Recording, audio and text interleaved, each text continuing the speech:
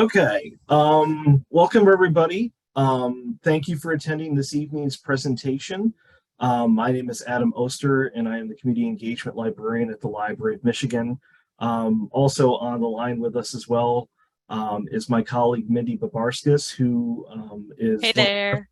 one of the reference librarians, and she will be fielding questions that are in the chat and kind of chiming in at different times. So if there's any point where I miss a question, she's going to be keeping me on my toes and making sure everything's good.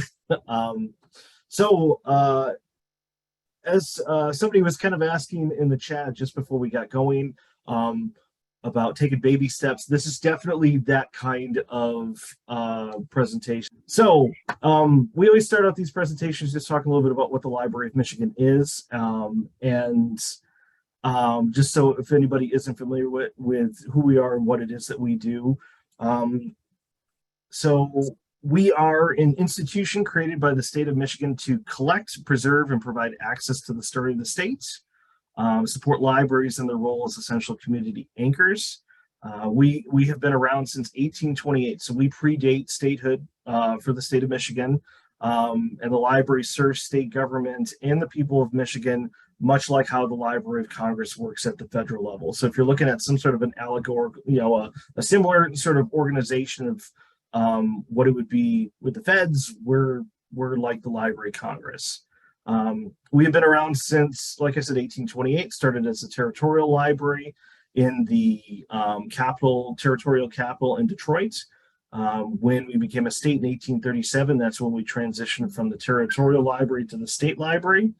1847 is when we moved from Lansing to Detroit. And then from, oops, sorry, hit the wrong thing there. Then in several different iterations, we were in the Capitol building. When the current Capitol was constructed in the 1870s, and then stayed in there till the 1920s. Moved around to a couple other different buildings, and then finally moved to the Michigan Library and Historical Center in 1988. So we got pictures here of what we were at the beginning, and then what we're at right now. We're on the west side of the building. The other side is the State Museum and the Archives of Michigan. So it's your one-stop shop for all things Michigan history, literature, you name it, we got it. Okay, this is just an interior shot of what the Library of Michigan looks like from the fourth floor looking down into the atrium. This was taken at night during one of the lock-ins that we participated in during the, I believe it's either the Michigan Genealogical Council's Fall Family History event or with the Abrams or the Barbara J. Brown Day. Both of those are with the Archives of Michigan and MGC. But it's really cool. It has a very cathedral-like feel. It's also has great acoustics. So if you're talking on one end, most people can hear you on the complete other end of it. So it makes it for an interesting work environment to be in, but lots of different things that are in their collection over into the millions. We started out with just 131 books when we were starting in 1828. Some of the collections that are at the Library of Michigan, things like the Michigan Documents Collection. And so that's anything from like annual reports from state departments, different agencies and commissions, early joint collected documents that they would put together from the Michigan legislature, compiled laws and rules. The Michigan Collection, which is one of the big things that family history researchers utilize in our building, which includes everything from Michigan newspapers, periodicals, gazetteers, and city directories, plats, and other different types of maps, county and or place histories, cemetery transcriptions, unpublished materials. I'm probably missing plenty of other things, but those are like the big ones that you usually find in there. There's also our law collection. We're the home to the Michigan State Law Library. And so much of what people do with family history also, delves into law because of, what rules that people were living under at different periods of time in the history of our state. Makes a big difference. And Also the rare book room, where we have material that the oldest goes back to 1490. I've been with the library for 3 years and I still haven't seen it yet. So, but everything from older sort of books that are more there because of their uniqueness or because there is limited copies of them. Lots of different stuff like that. That room you have to request ahead of time before you use it, but everything else is considered an open collection item. Okay, so we've got the kind of the breakdown of what the Library of Michigan itself is. Let's start talking about Sanborn Maps. Getting into what they are, these are detailed maps of U.S. cities and towns in the 19th and 20th centuries. So Sanborn maps started around in the 1860s. I believe it was 1866 was when the company first started producing these, and they had continued on making them up until I think the last ones done were in the early 1960s, and then the last updates to any of them were done by the 1970s. The company itself has evolved a little bit. Now they're more known as a GIS company rather than doing maps like these. But luckily we have about 100 and some years worth of time frame in which we can use this material for doing lots of different research. Originally they were created to allow fire insurance companies to assess their total liability in urbanized areas of the United States. So if there ever was a fire or some other sort of incident that happened in a building or parts of the city, then they would have a map that would show lots of different details about them, because the maps get really detailed, getting down to properties, individual buildings, and this is all in approximately about 12,000 U.S. cities and towns, and luckily many places in Michigan. As far as who uses these, I'm sure plenty of the people who are attending this session are interested because they're family history researchers. But there are other groups that will take advantage of the wealth of information that come from them, whether they're city planners, historic preservationists who are working on maintaining a particular building or a neighborhood within the older part of a city. We also have industrial archaeologists and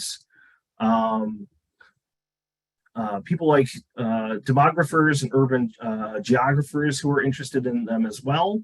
So you have a lot of different groups that are particularly interested in taking advantage of these different types of maps. Okay. To the next slide here. When it comes to interpreting them, there's actually a fairly significant key that you need to take advantage of. So things like the varying colors that are used to convey information, which identifies the construction materials used in a building. For example, like brick and tile are represented with a reddish pink color. Additional details within the key will identify other characteristics of the structure. So whether it's building height, number of stories, if there are elevators being used, skylights, different things like that. It's also important to note that maps are drawn at a scale of 50 feet to an inch. That's a pretty universal characteristic amongst all the maps. So it doesn't matter if you're looking at someplace like a small town like Caledonia, all the way to a large city like Detroit. They're all going to be measured at the same scale. And I know some of the text on the image here is a little bit small, but you can see how like the blue represents stone or concrete, even getting down to whether it's like hollowed concrete, tile within the buildings, brick or wooden frames, even adobe, and then other different characteristics about the building itself. In fact, I think I have a list on one of the next slides that goes into a bit more of these details. Yes. So you're going to find on there where it has the outlines of each building and outbuilding, because it's not just a house or a office furniture building or something else like that. It's going to have those ancillary outside buildings that are on the property as well.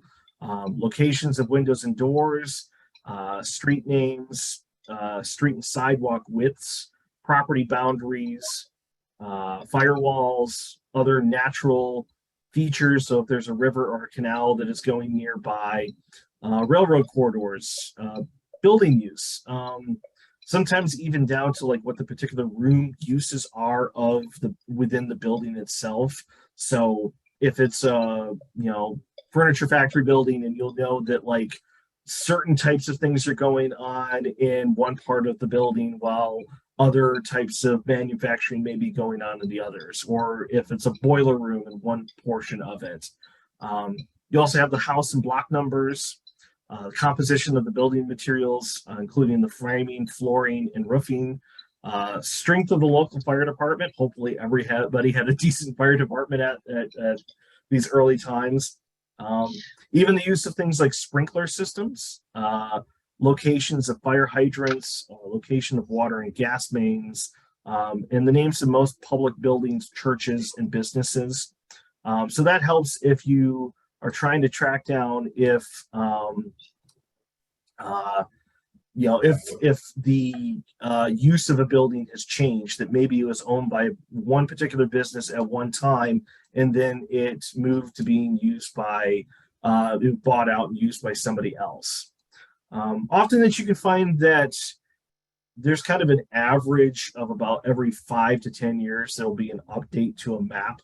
So it gives you kind of a good timeline of knowing that if you're not seeing the house on one, you can move up several years and then into the next one and keep going in sequence. And kind of treat it similar to how you would with the census, kind of that same kind of line of thinking. And keep in mind that, like I said earlier, it can be everywhere from a small town like Caledonia, Michigan, where it's only just the two or three main streets and the railroad going through, and that's it, versus maybe a little bit larger town, someplace like Iron Mountain, which in 1891 had 4 sheets to it. But once you get into places like Detroit, Grand Rapids, maybe even Flint and Kalamazoo, Lansing, Mount Pleasant, they're going to have it where it's multiple volumes are being used, where each volume covers a section of the city. Kind of like how with enumeration districts for the census, those will cover different portions of an area. Same type of thing is being applied when it comes to these kind of Sanborn maps. The key difference is that with the enumeration districts, they are all being used for 1 year. But the volumes with Sanborn maps, they may come out at different times over the course of a few years. The volume 1 comes out in 1891, volume 2 comes out the next year, volume 3, because the technology for doing surveying isn't anywhere close to like what it is today.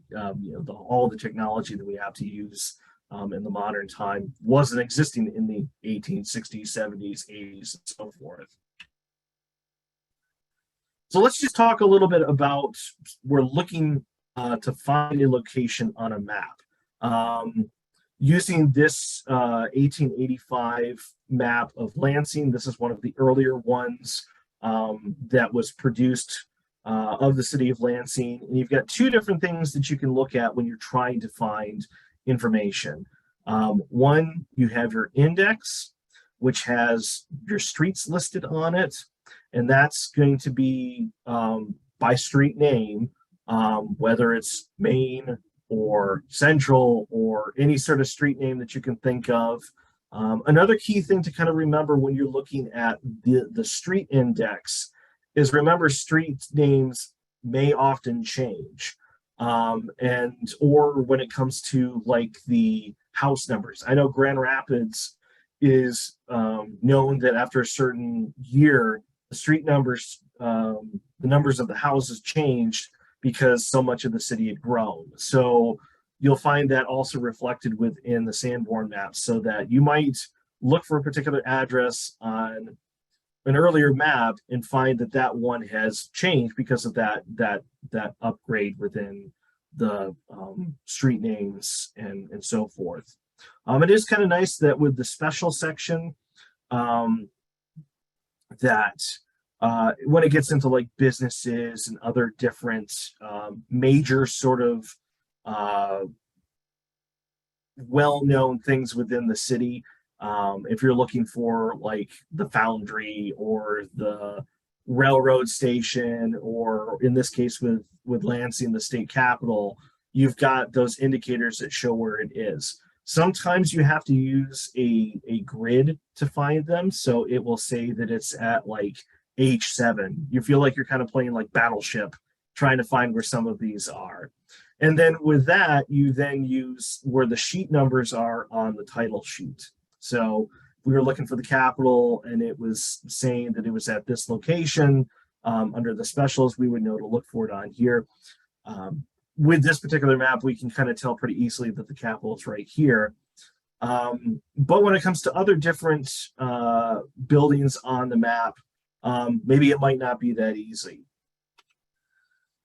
So like I said, there's the index that will identify the specific sheets the streets are on. The specials identify the specific sheet a building is on. And then the sheet numbers on the title page indicate the corresponding sheet that portion of the city is on. The more the sheet numbers, the more pages that you then have to go to try and find where that particular location within the city is. And then if it also gets into like volumes, and when we're looking at some examples later on, I'll try to pick some off the databases that we'll be looking at that have those multiple volumes. Because like with Detroit, I forget how many volumes what it's going to be for a particular year, like in 1921, but it'll definitely be several. So looking more just at a particular building that would be of interest, at least to somebody like Mindy and I. At one point, the Library of Michigan was within what was called the State Office Block. We were there from 1871 to 1879, and that's a picture of what it looked like. I don't know if that's around the time of which we were there, or probably a little bit after that.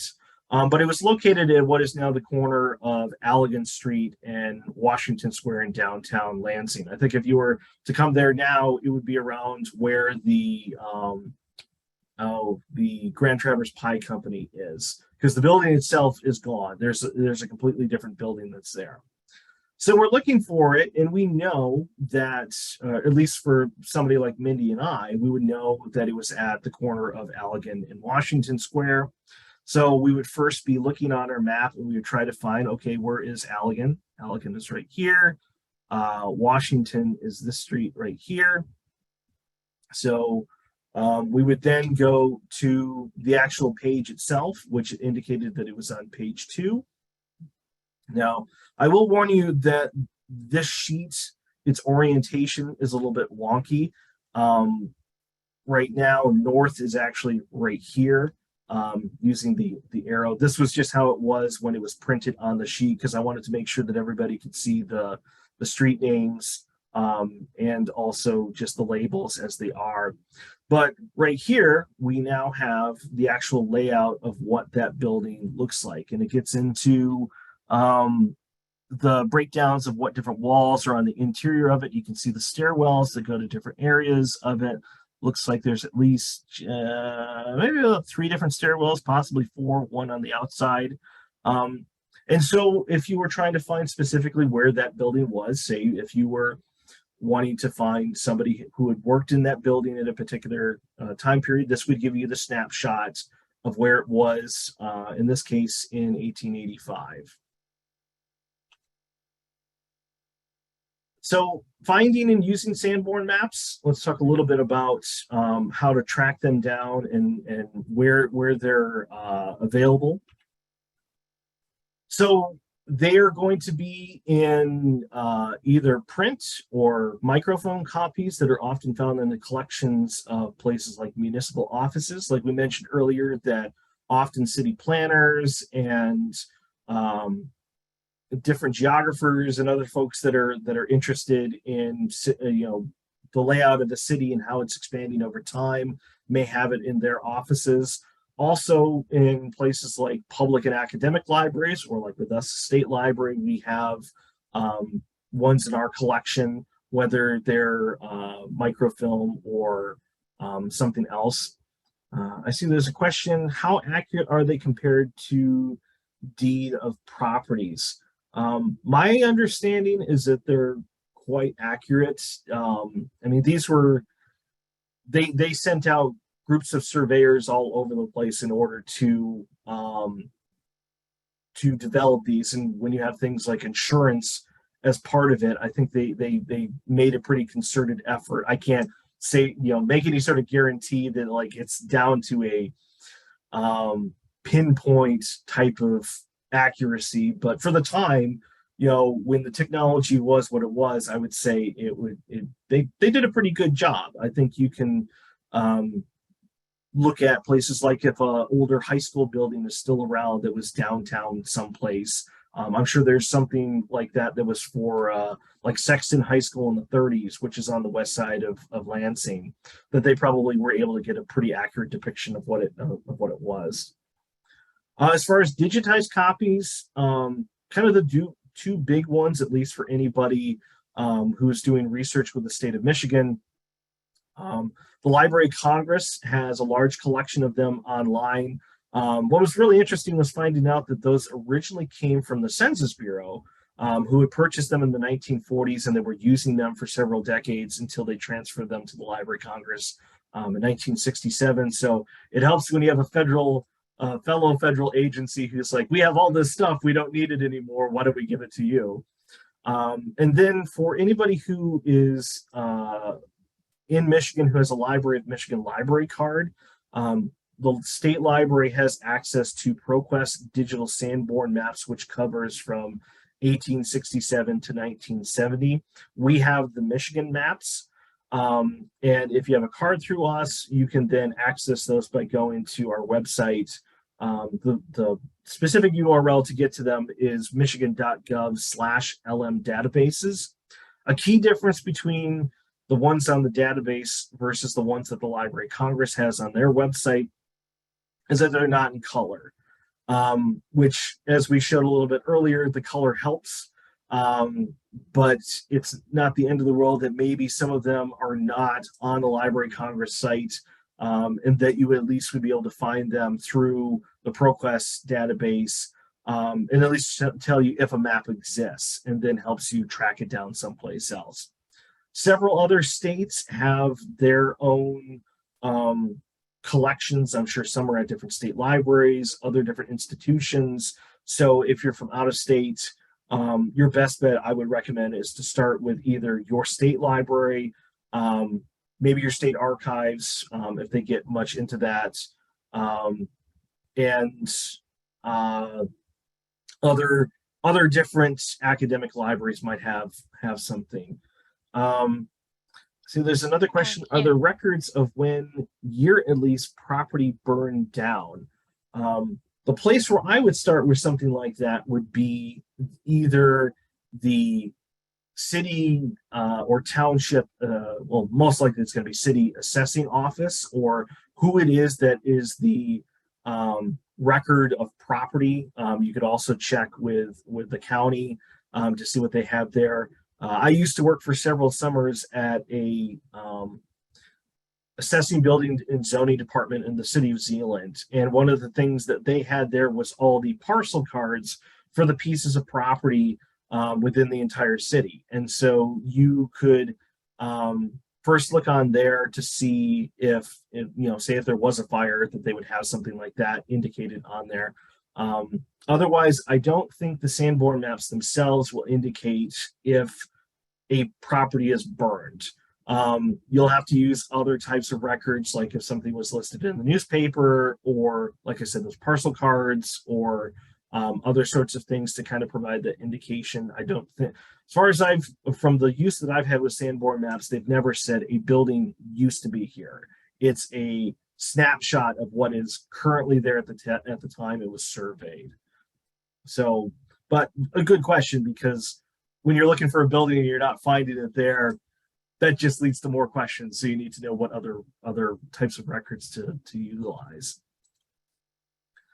And don't be surprised if you find them in some of the oddest of places. I'm from the West Michigan area, and I remember this being in the news where back in 2018, the Grand Rapids Public Library had gotten a hold of two very old volumes of Sanborn Maps, one from 1878 and one from 1888 or 1878, that were in just somebody's house in Heritage Hill, which is a neighborhood in town. And somebody had found them in I believe it was the 1990s, and eventually at some point gave them to the library a few decades later.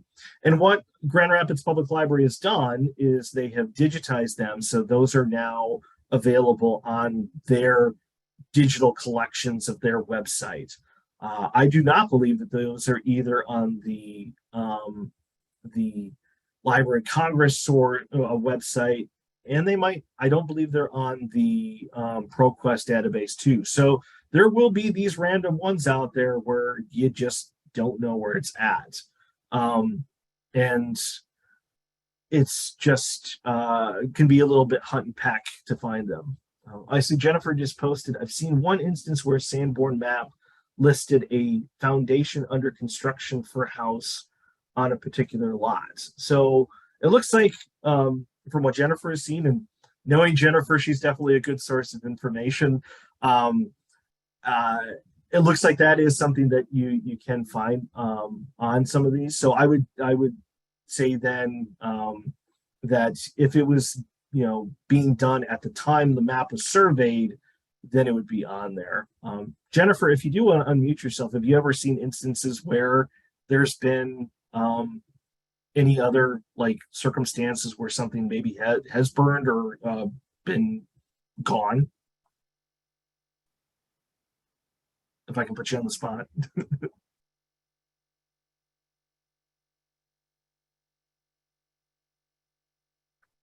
Okay, never mind. She's at work.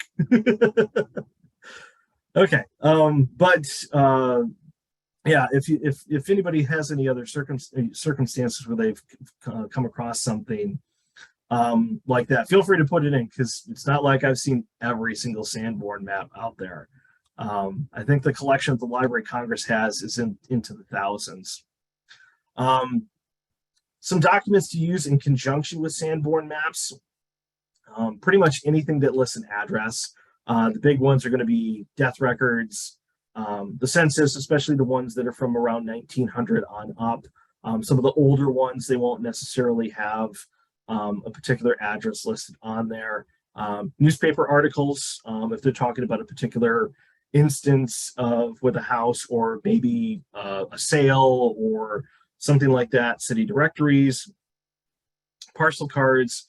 So for the question of what are parcel cards, those are, I would almost just describe them as like just a kind of a snapshot of a building, where they will have all the different descriptors of the house, like if it's got a concrete covered porch, if it's got 2 stories, how many bedrooms, anything that kind of comes into being used when they're developing the assessment of the value of a property, because they will use that for then determining how much the taxes are for that particular property, or just the overall value, different things like that.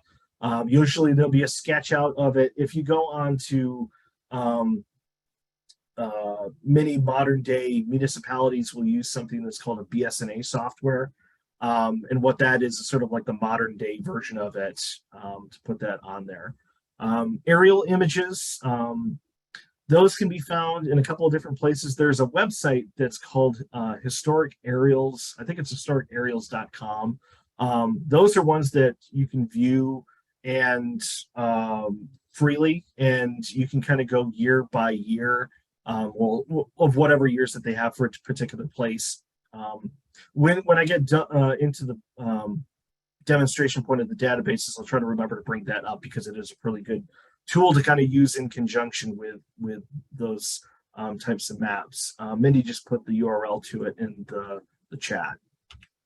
So let's just take an example of a particular person and then kind of use that to then go to the Sanborn Maps. So one of the state librarians, Mary Spencer, who was alive from 1842 to 1923, was state librarian in Lansing from 1893 to 1923. She actually died at the post at the age of 81, and she lived on 326 Seymour in downtown Lansing, not that far away from the Capitol. This is a picture of her. And so if we were trying to find where she lived, we know from the death certificate it has it listed on there. Also looking at the 1920 census, it also lists on her listing right here, where it's got Mary C. Spencer, 326 North Seymour right there. So we have our address, and we have a little bit about the person herself, just from whatever other records that we've been able to find. Let's now figure out where in the world she was living. So we go to our Sanborn map. This particular one is from 1913. I know there is also another set of maps after this that was in the mid to late 1920s. I want to say 1926, but I wanted to start with the one that was just before she died, or a few years, that was published before her death. So you can see here that there are all these different areas of the city that are showing the different sheet numbers. I believe that it also gets down to the details of where it also lists which volumes are within, or what areas of the city are within each, within different volumes. So sometimes that will be listed on the side, or it might be in the middle of the section. It'll be like a dividing line that shows what's under what volume. So she was living, like I said, on 326 North Seymour. I know it's not, you can't see where it says Seymour on here because it's a little bit further up on the map, but this is Seymour right here. So we know that she was roughly, somewhere around either Ionia, Shiawassee, just north of the Capitol building, which is right here at number 28. So let's just start with number 21, sheet 21 of volume 1. So we've got sheet 21 right here, and I know it's a little hard to see, but right here is Seymour right here. I've then blown up this section right here, and this is the corner of Shiawassee and Seymour, and it says right here 326. So this would be the house that she would have been living in at that time period. And I see there's a question here. Where can you find the date for the Sandborn you were looking at? Some are listed in the library as 1930 to 1950. The best place to first start is to look on the that index sheet, that front sheet, and then look up in the top corner, because it will then list the date of that on there. And another thing that can get kind of confusing too is that there will be updates that are added on maps, and it can be a little bit confusing trying to figure out, well, when did that update get added on? And I think sometimes what they would do is they would send out these little sticky pieces that you would then put over top of the portion of the map that was being updated, whether it was a building or something on a street or something like that. So that, I will warn you, can get a little bit confusing. It can still boggles my mind a little bit. I see somebody says it's right on the bottom right of the map. So yeah, so it should be found, be able to find it on the map itself. Something I kind of also wanted to show just with where Mary Spencer was living is just kind of how this block changed ever since she had passed away. because if you look at that area right now, there it's all gone other than an a Capitol View apartment buildings. Everything that's left there is now parking lot, either for Lansing Community College or for just downtown parking. Kind of one of the sad things when it comes to uh, um, many towns that you'll find where parking ramps and parking garages kind of took out a lot of different really cool buildings. See here, can you find 1615 West Ione Street near the corner of Walnut? Can't on here, but when I get to the portion when I'm demonstrating the Library of Congress page, I'll use that as an example. Jennifer, what year do you want me to look at? Do you want that same year or a different one? In fact, we're pretty much at the point where I can show that. And just kind of a reminder here that of the two that we're going to look at is the Library of Congress one, and I've got the URL for it on the bottom here, loc.gov/collection/Sanborn-maps. Mindy, if you could, might want to put that in the chat as well. And then the other one that we'll be looking at is Michigan, the digital Sanborn Maps, 1867 to 1970, which you'll go to michigan.gov/LM databases to get to. Okay, so I'm going to close out of my PowerPoint here a second and bring it up to here. So first for Sanborn Maps Library of Congress. In fact, Mindy, I can just there, here, that, there. Yeah, I'm struggling to get to it fast enough. I'll let you do the LM databases one. That should be a little bit easier. So this is the sort of place on the Library of Congress's website where this is. If you do a Google search for Library of Congress Sanborn Maps, it's going to come up. And when you're looking on the page itself, it has where you can see available online and all items. So it looks like that of all the scans that they have, of all their maps, they've got about 35,000 out of the 50,000 that they have in their collections digitized, which is good. I mean, you're talking at least 2/3 of what they've got. I see question for, are these useful for rural areas? Unfortunately, it's not. These were traditionally more used in urban areas. Now, sometimes once in a blue moon, I may find something where if a large building was in a rural area just on the outskirts of town, they may have included it as sort of a special portion within on the map.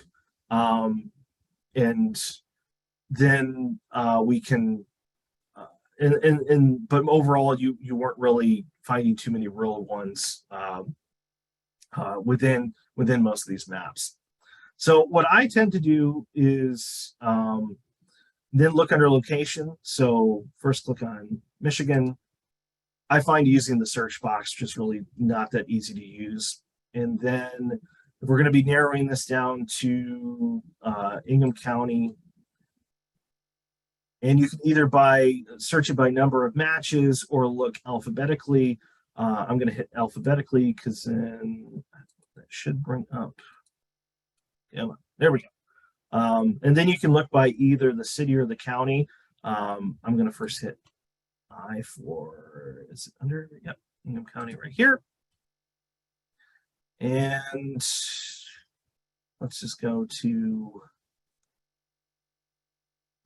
the earlier ones. So let's go to 1898 and the address 615 West Ionia near Walnut. So I just opened this up in a new tab, and what it has here is it shows where you can then click on this to see all 22 images. Another feature that's really cool is that there's this download icon right here.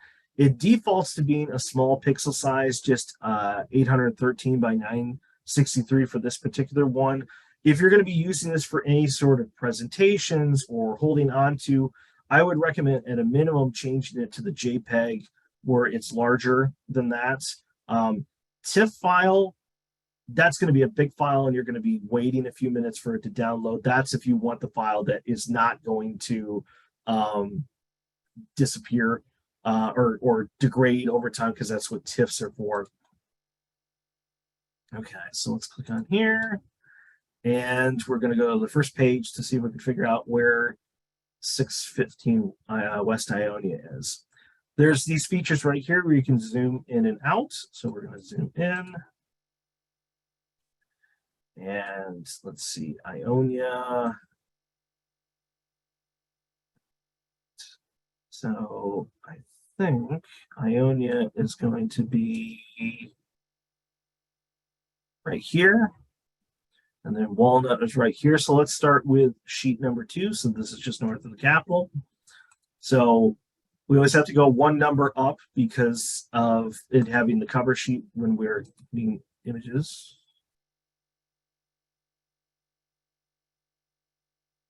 And let's see. Yeah. Brand. I'm gonna go this way.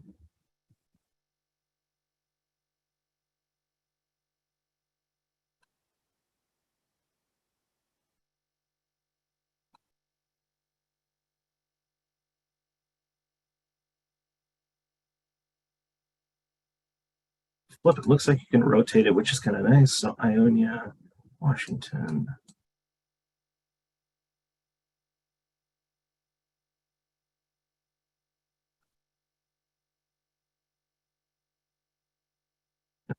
Looks like it's not on that sheet. Let's go back here to the. But you can see where it's got like the manufacturing areas right there. One here a second. It might be.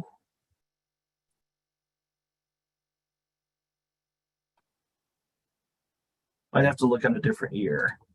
So let's move up to 1906.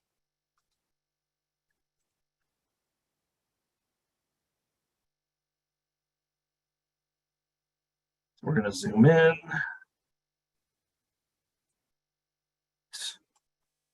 Ionia right here. Walnut is right here. So let's try sheet 10. I'm going to hit 11 because that's one more. Nope. Sheet 10. And where you can see those sheet numbers is up in the top right here. Okay, so here's Walnut and Ionia. So the house numbers are right here, just on the inside of the street of roughly around the curb on the curb area. So it might be that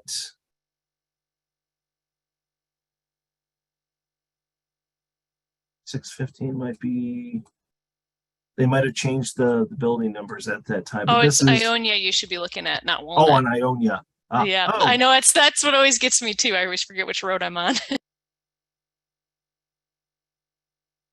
419. Okay, so then this is where it looks like it's not. It's one. It's somewhere one over, and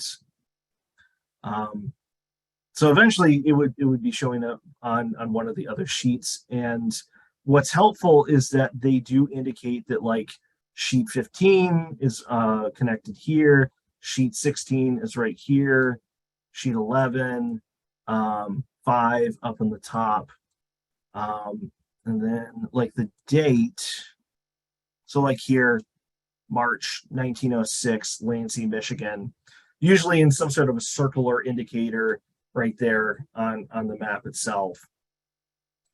So, and it also helps that they will put the directions of what's north, because I know sometimes when it's in a book, it maybe printed in a way where north is not necessarily pointing up, that sort of thing.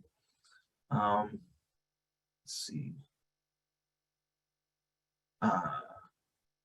Oh, 413. Okay, thanks, Jennifer. So 413, and we're looking on Ionia, is right here. And if we wanted to have some fun and so go to maps, 413, I know the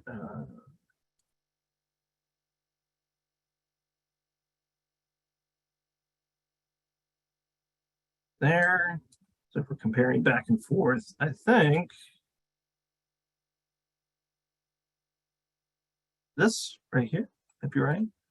And it's always fun. You can just check out the street view like that. And then what you can do is when you're looking at the map here, you can see some of those characteristics to see if, where the windows are kind of sticking out like that. And actually sometimes you get trees in the way. Yeah, it's like that. So for the most part, that's kind of how you use the Library Congress one. You can also go where you have like the gallery and slideshows and other things like that. You can make it larger where it's taking up most of the page. And then you just hit escape to get out of it. But the big beneficial thing is that it's in color. You also have citation information that's further on down here. Cite this item, and it even gives it an APA and MLA citation right there. So that's how to use the Library Congress version. If we go on to the Library of Michigan's website, so LM databases will get you to our online resources for library card holders. Otherwise, the way if you were on the home page and you would just hit for the public and then online resources is right here, a little ways down on the menu. And then from here, we scroll down and we try to keep these in alphabetical. So we've got Sanborn Maps. And if you're outside of the library, it's going to ask you to put in a library card number and your PIN number. Or right now, what we're doing is we're in a bit of a circulation update for our software, and it may require you to have to hit the forget your password if you've already got a card through us. So let me log in here.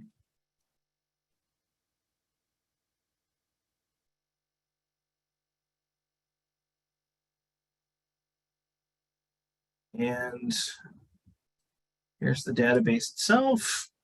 And there really isn't too many features in it other than you browse. Another helpful tool that is up in the corner that I'll point out is where it says Maps Legend.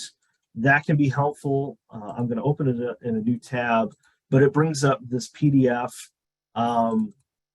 of a legend that you can use that shows the breakdown of different aspects of the maps. So it might be helpful to have this printed off or open in another window when you're looking at some of the different maps that are on here.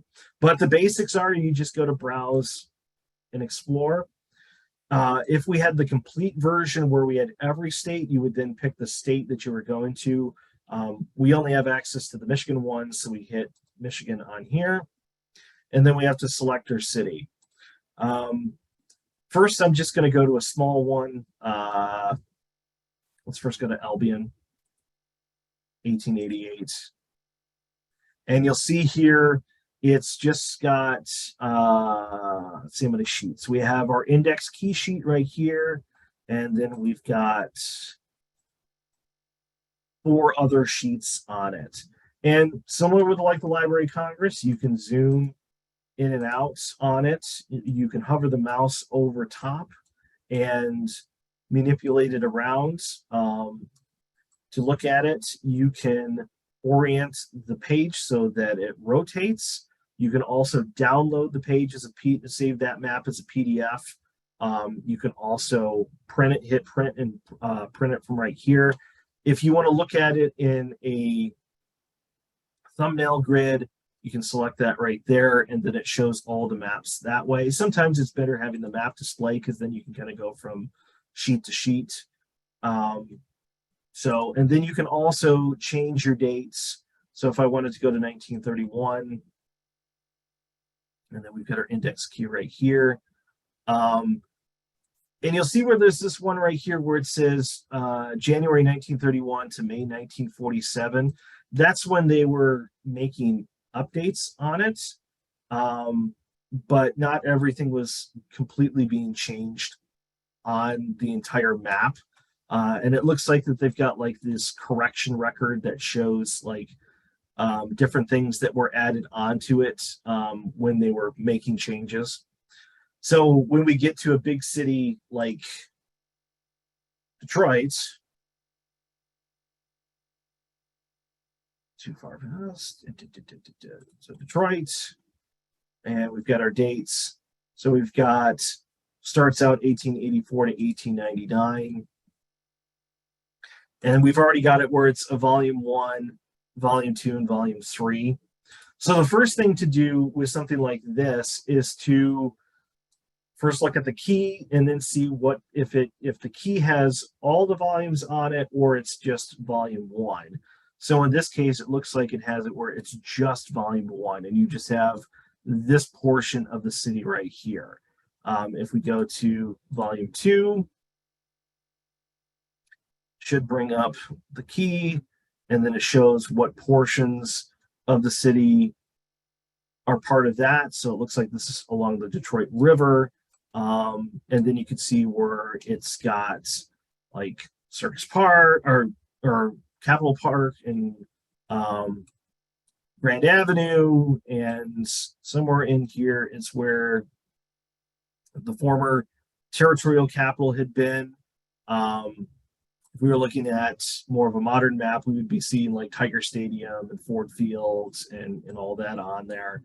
But then what we do is we have to scroll through to get to the different sheet that we want to look at. And you also see where it's got like sheet 38A, 38B. I believe that when you've got the A and the B, those are when they've made. Let's click on that a second.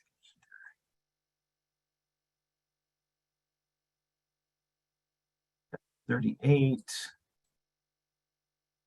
is that portion of town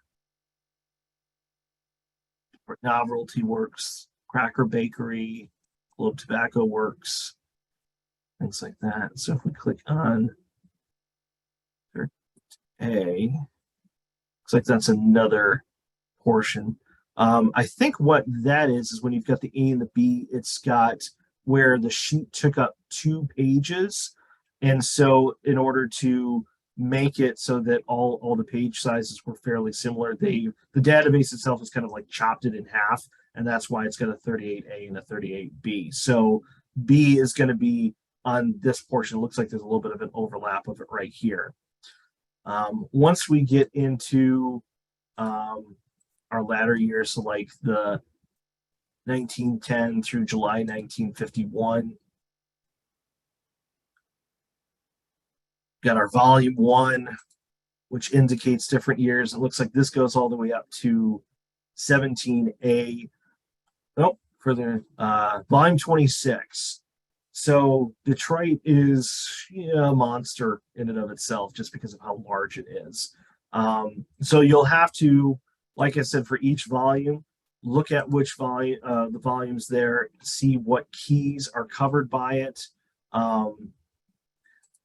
And if you're not finding keys for them that show the map, like the index sheet, then you may have to go to like the first volume of it to see if there's a key for it. That maybe not every volume has a key and index sheet with it to reference, or like how this has the asterisks with it, you may have to go and hit the 1910 to 1950 above it to find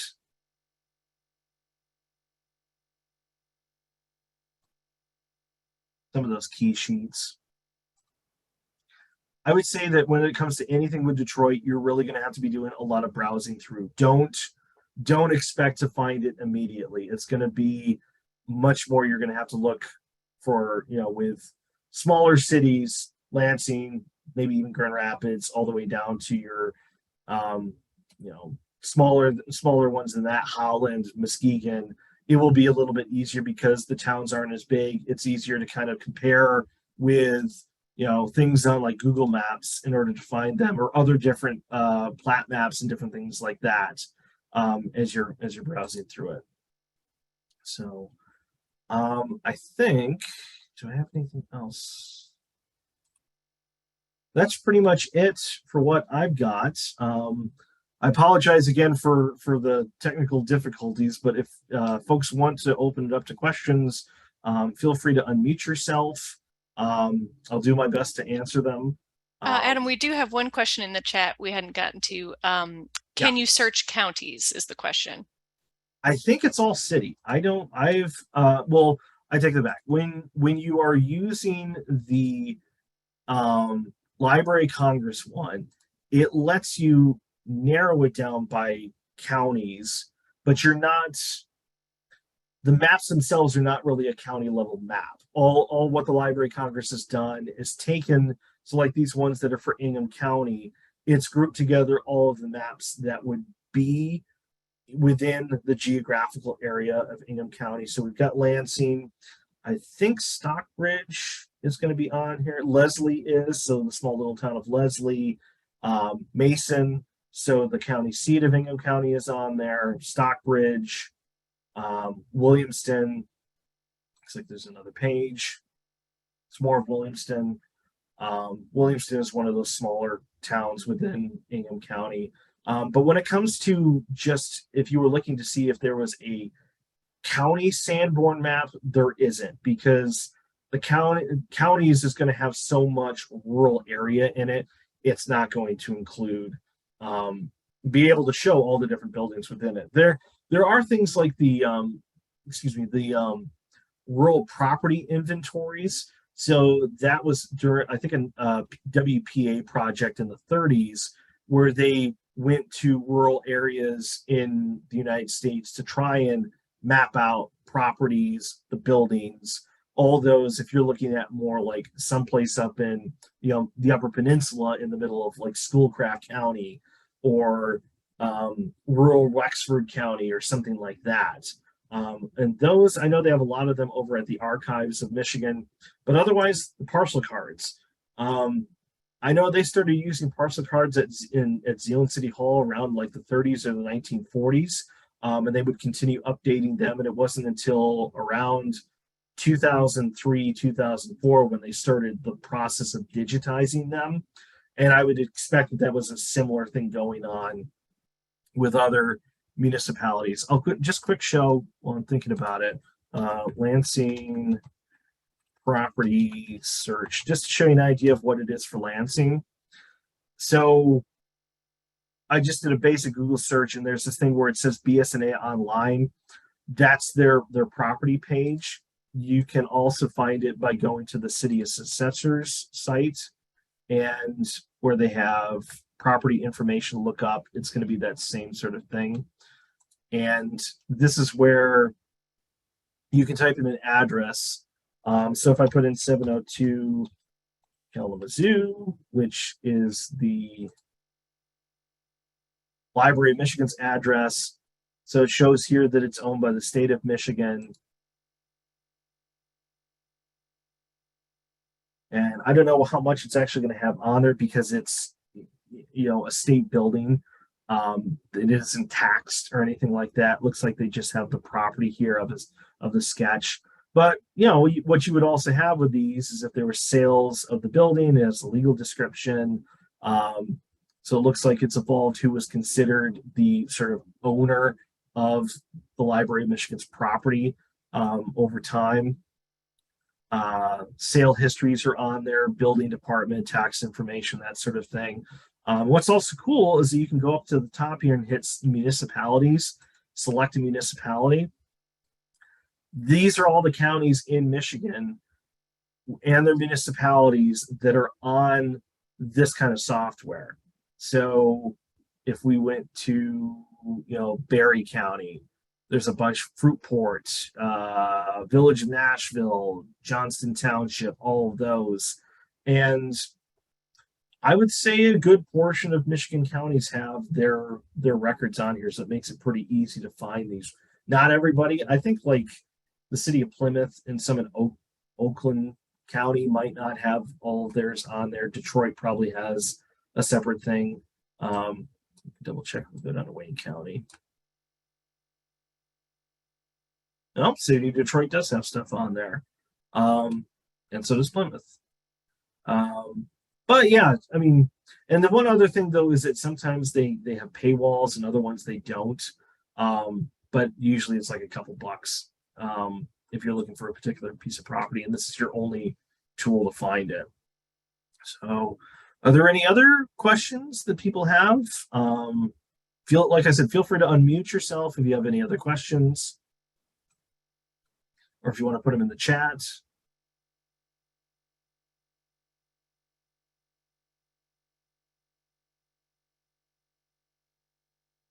Speak now or forever hold your peace. Okay. So if I don't find my address in a certain year, I should go to the next year.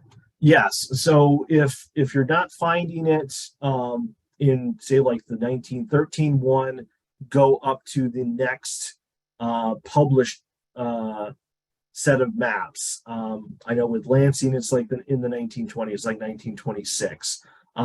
Smaller towns, it might be a little bit farther apart. It might be like 10 to 15 year difference versus like a 5 to 10 for a larger city. How is annexation handled included in updates? Yeah, anytime a piece of property has been annexed, that's going to be on there. I know with the city of Grand Rapids, as the city stretched out over time, you can see the borders change and add in the portions of like Paris Township that they gobbled up, and Wyoming, and Walker, and other places like that. So that will be on there. Depending on how much change is being on, it may be just a little piece of something that they edit on a map, or it may be only included in like the next full set of maps that are published. So best is kind of to hunt and peck around and look at those for the particular place that you're looking at. So for the question for the recording, assuming everything went okay with the live feed going onto Facebook, that should be available fairly immediately. As far as it being on our YouTube channel, we're going to have to do a little bit of editing, maybe pull out the spot where I kind of disappeared for a few moments. And then we have to send that off to be captioned. It's part of what we're required to do anytime we put something on YouTube, that it has to be for accessibility purposes, be captioned and made available with that as part of the recording on YouTube. But at the most, I'd say maybe a week. We're pretty good at getting the turnaround for it being done on YouTube. We've got a good person in Becky Wartella doing all the editing work for us, so it's all good stuff. Anybody else? Any other questions, comments?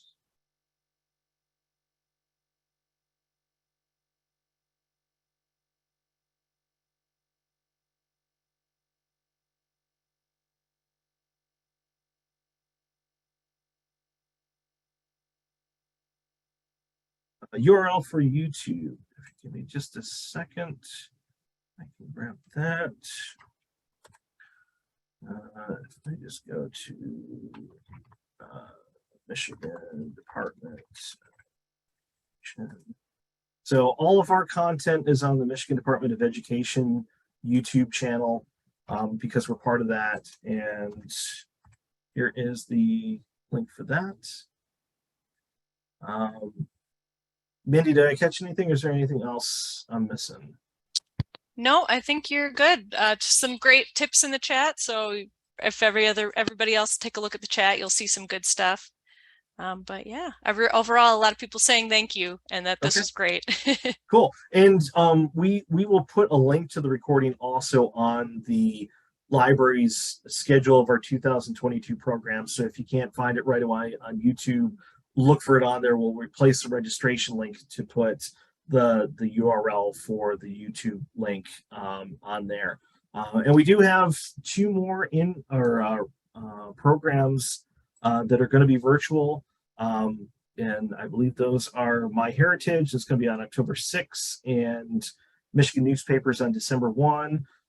2 other ones that are in person, Grow Michigan and Michigan Historians. So if you do live nearby, come pay us a visit. Otherwise, for everybody who is coming in from a distance, hope to see you at our next ones that we're going to be doing virtually. So I think with that, we will go ahead and sign off. Thanks, everybody. Thanks for attending, and hope to see you in the future, either online or at the library itself.